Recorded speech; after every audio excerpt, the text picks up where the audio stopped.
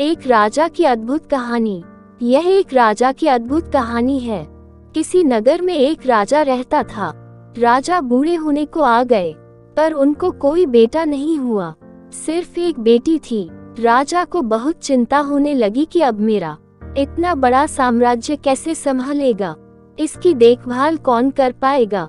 एक दिन अचानक भगवान का नाम लेकर राजा ने ये निर्णय लिया कि कल सुबह जो भी हमारे दरवाजे पर आने वाला पहला व्यक्ति होगा, मैं अपनी बेटी से उसका विवाह कर दूंगा और अपना नया उत्तराधिकारी बना दूंगा। अगले दिन सुबह सुबह एक फटी पुरानी कमीज पहने एक लड़का दरवाजे पर दस्तक देता है। राजा ने प्रभु इच्छा समझकर अपने निर्णय के अनुसार अपनी बेटी की शादी उस लड़के के साथ कर देता है और अपना सारा राजपाट उसे देकर पहाड़ों पर संन्यास को चला जाता है। अब ये नया राजा राजपाट के बारे में जानकारी इकट्ठा करने की कोशिश करता है।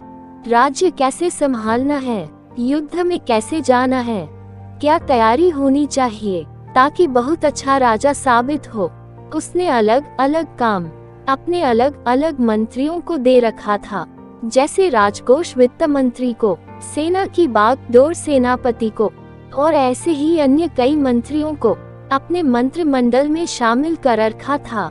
नए राजा के संचालन में राज्य बहुत बढ़िया से चल रहा था। सारी प्रजा पुराने राजा की बहुत तारीफ कर रही थी कि क्या राजा चुना है। महाराज ने समस्त प्रजा के हमदर्द बनकर सदैव खड़े रहते हैं।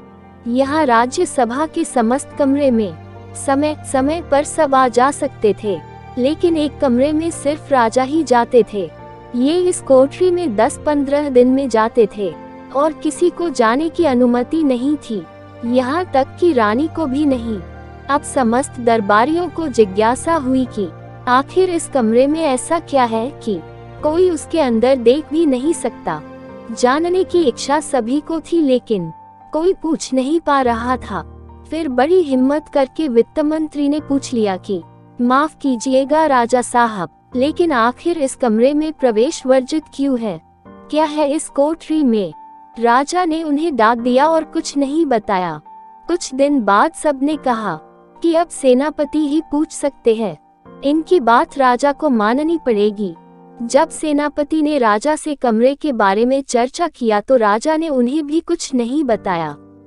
यहाँ से सबके मन में एक ही विचार आ रहा था कि अब रानी ही है जो इस जिज्ञासा को समाप्त कर सकती हैं। सब ने रानी से कहा कि आखिर इस कमरे में ऐसा क्या है कि महाराज आपको भी जाने की अनुमति नहीं देते। फिर क्या था, रानी ने तो एकदम जिद पकड़ ली कि अब तो मुझे जानना है। राजा के बहुत समझाने के बावजूद भी जब रानी नहीं मानी तो राजा उन्हें ले गए और कमरे का दरवाजा खोला। देखा तो उसमें कुछ भी नहीं था, एक फटी कमीज और कुछ फाटे कपड़े टंगे थे। सब ये देखकर हैरान थे तो राजा ने बताया कि मैं अपने शुरुआत को याद करने के लिए यहाँ आता हूँ। मुझे जब कभी यह अहंकार हो जाता है कि मैं राजा हूँ, मैं इस राज्य का सम्राट हूँ, मैं ही सबसे बढ़िया हूँ, तो यहाँ आ जाता हूँ। आधे घंटे बैठा रहता हूँ, अपने शुरुआत को याद करता हूँ और अपने आप को बताता हूँ कि मैं यही था, यही मेरी शुरुआत थी। वो तो पुराने महाराज का शुक्र मनाओ कि मुझे राजा बना दिया। थोड़ी देर के बाद जब अहंकार टूट जाता है तो साफ और सच्चे मन से बाहर आ जाता हूँ और अपने प्रजा की सेवा में लग जाता हूँ। ये कहानी हमें बताती है कि अगर जिंदगी में कभी आपको ईगो आ जाए, आप अपने को परिपूर्ण मानने लगो, आपको लगता है कि मेरे जैसा तो कोई है ही नहीं, तो अपने शुरुआत को याद करिए, अपने स्ट्रगल वाली पुरानी जिंदगी को याद करिए। आप सरल होने लगेंगे, विनम्र होने लगेंगे, जमीन से जुड़ा हुआ महसूस करने लगेंगे। इसीलिए कहा जाता है कि पैसा इंसान को ऊपर ले जाता है, इंसान पैसा को कभी ऊपर नहीं ले जा पाता।